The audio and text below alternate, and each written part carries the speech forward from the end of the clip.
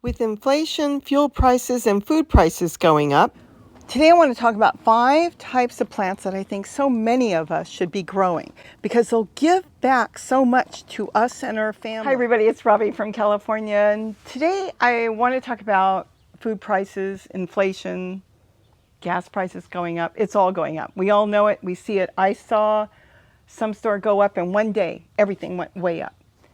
Let's talk about what we should grow. 5 items that I think we all should try to grow. But of course, I want you to mix and match and put your things in that you like. But let's go over the 5 items. The first item I would say, which is the most popular, is tomatoes.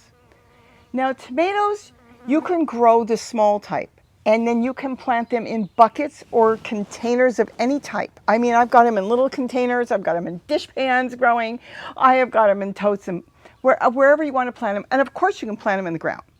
I'm going to stick with a lot of plants right now that anybody can grow, because if you've got a farm or you've got acreage or a massive yard, of course you can grow all kinds of stuff.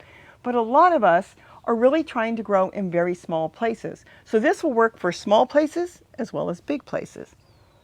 Now, tomatoes, the reason I like the smaller tomatoes is if you grow an abundance of small tomatoes, it is fantastic. You don't have to think about canning them unless you want to. I do not. But you can freeze them. You can squeeze out some of the seeds and save them. And of course, you can eat them all through the summer and into the fall.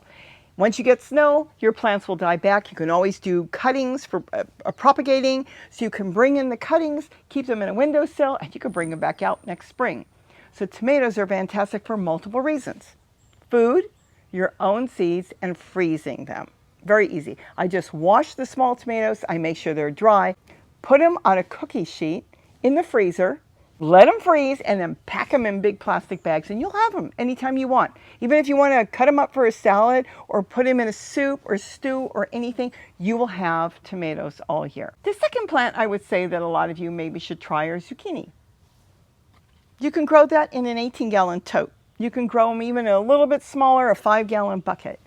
Zucchini are really easy to grow. And if you're starting just your first plant, you start to compost the leaves, you are creating your own soil, your own plant food, and you will have zucchini all summer. Now, if you let them get big, you have your own seeds. And with zucchini, it's the same thing. You can cut it up and freeze it. Put it on a cookie sheet, just like the tomatoes, freeze them, and then put them in plastic bags. You will have beautiful chunks of zucchini to use zucchini bread, or in stews, soup, whatever way you want. So I think it's a good thing, and it grows really fast, and it grows really, really well. The next item I would list is beans. Whatever beans work good for you, whatever you like is perfect. You can grow those in a small container. I've got them growing in a container this size, and I've got them all going up, and I've staked them up beautiful. Now with the beans, you can, of course, harvest them when they're dry and then dry them and use them in whatever, cook them up later. A lot of beans, you can use them both ways. You can use them when they're small and green, and you can put them in soups and stews and stir fry and everything you want. And then on top of that, you can freeze them. But like I said, you've got your own seeds. Another plant that if something happens next year and seeds become scarce, you're going to have your own seeds to start.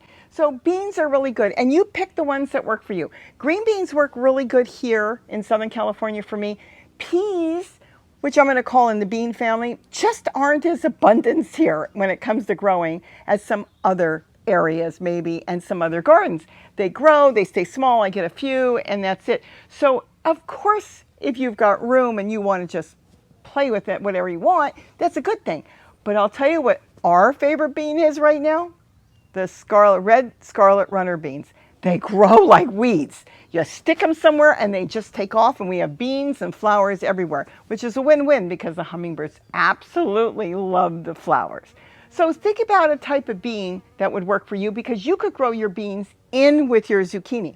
So it would just go straight up. As your zucchini is growing, you will have beans in there too. And it's really good because it fixes the soil, it puts nitrogen in the soil, and you could do it with tomato plants too. So it's a win-win all the way around. So that's the third one, beans.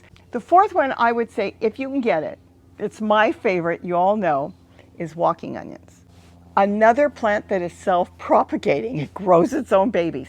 Now, if you're just going to grow a few in a small pot, then I would just use the green leaves, and you can use them again in stir fries, salads, anywhere you would put green onions, and even where you would put a regular onion, you can use that.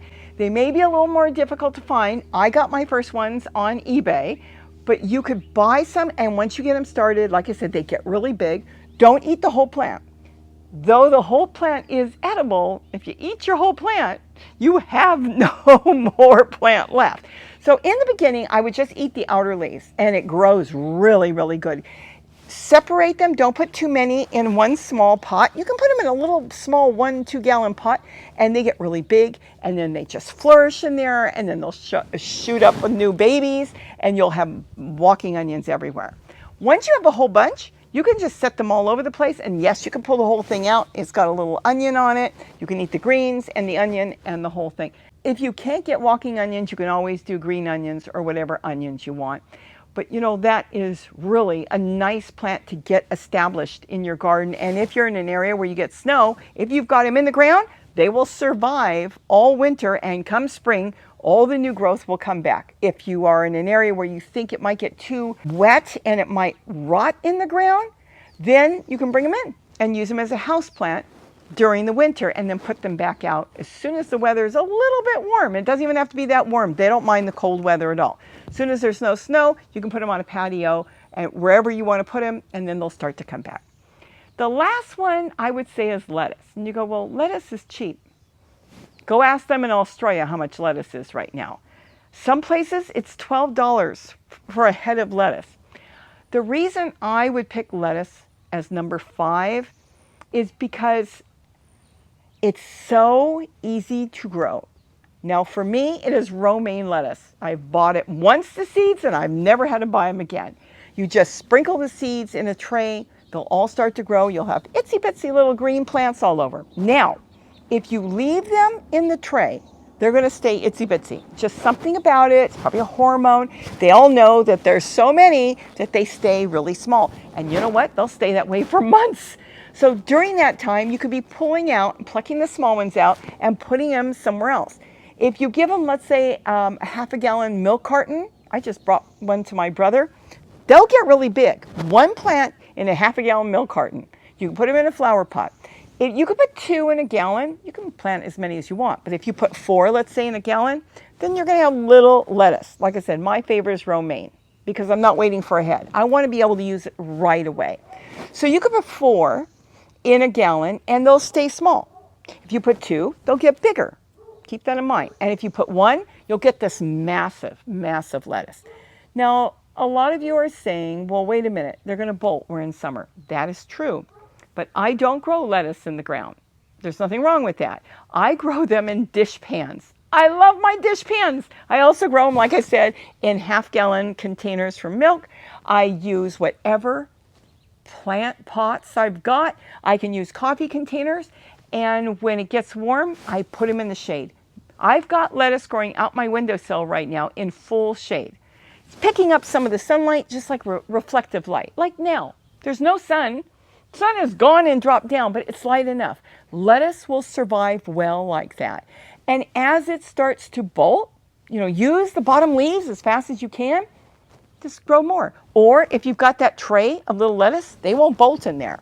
Go back and pluck some more out.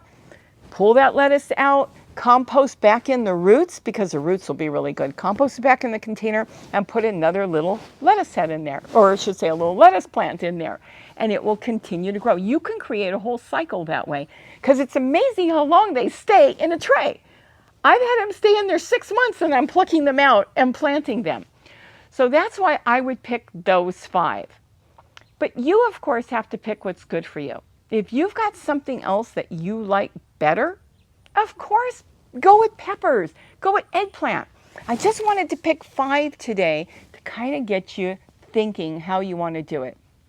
If you don't have a lot of room, I'm an advocate on totes. They're cheap. I see them periodically for $5, $4. I walked into Walmart one day. They were $4 recently. Then, of course, they sold out right away. And otherwise, there's 7. You can buy them online. They have free shipping. It works out fantastic. 5-gallon buckets go behind a grocery store. I have found a lot of grocery stores are throwing them away because they get a lot of things in there. They get mayonnaise, they get frosting. If they've got a food service, they've got all that, and generally they're getting thrown out. So you can look for free 5-gallon buckets. I grow a whole, I call it a pizza garden. It's a vertical garden. It's fantastic. I have 6 buckets stacked that cannot fall over. You would have to literally pry them over. And I am growing in there peppers, I'm growing basil, I'm growing sage, onions, tomatoes, everything is growing in there. Rosemary, there is so much you can do with a 5-gallon bucket. The whole thing is start thinking out of the box. Think what's going to work for you. But I would definitely get something growing. In the setup I've got here, anybody can do it. You can put it on a patio, a deck, out your back door. So let's think about what we're going to do. Let's do it on the cheap because we can. That's what we can do it on the cheap. If you don't want to buy fertilizer, and I understand it, I do not, I make my own. Plant leaves make good fertilizer. There are certain plants that are a little bit better. I would say the brassicas are a little bit better. I love tree color. That makes a really, really good fertilizer. It's whatever way you want. We have so many more plants that we can grow. I know you're going to say, oh, what about celery? What about peppers? What about collard? Yes, but I wanted to touch on 5 today. 5 easy plants because they all can produce for you.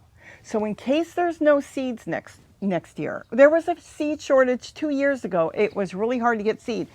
If there's a seed shortage, you're going to have your tomato seed. You're going to have your zucchini seed if you let one get really big. Your onions are going to propagate on their own. A lot of these plants will continue to grow on their own. The walking onions will produce their own. And the lettuce, of course, you can let a couple bolt and then you can collect the seeds. Really easy. It will go straight up. It will get flowers and then hopefully some bees and little tiny native flies will come. They'll pollinate it and then it will turn brown. Once it gets a little fuzzy stuff on top and it's brown, you've got your own seeds. You can just chop that off, put it in a bag, a paper bag, and hold it for whenever you want. Easiest thing to plant. Crush it up in a tray and start watering with some good potting soil, just regular potting soil, and you will get your own lettuce. Those are 5 items that you'll be able to grow yourself next year if anything happens and you can't get seeds. So I hope it gave you some things to think about. Go ahead and throw the different types of plants you want to, grow at me. I'll think about it. A lot of you say okra. That's shame on me. I still haven't cooked it. Gary's picking his when he does grow it right off the tree, off the bush, I should say, and he eats it when it's real small. But you have to grow what you want. I'm thinking of things that are good to freeze, thinking of things that grow really, really good. And it's not so much price, but you know what? A lot of stuff is going up. And so we all have to start thinking about what we can do for ourselves. And the setup, let's say in buckets, the way I've got it, in a vertical garden, you can set that up in a neighbor's house and work with them, a friend's house, family member. There's a lot of stuff we can do. So I hope I gave you an idea. Think about it.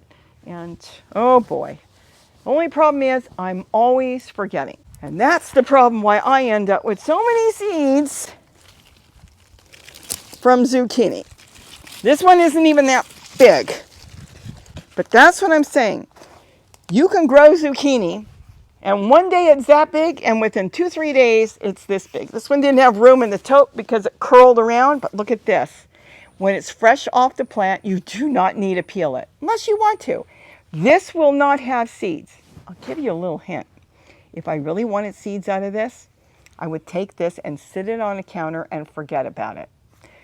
All the base in here, all the seeds in the base, they'll ripen. They'll be feeding off the mother, which is this plant, this fruit, and they'll ripen down here. I probably won't get seeds here, but I would get some seeds there. They'll look a little flat, and you'll think, are they any good? They're good.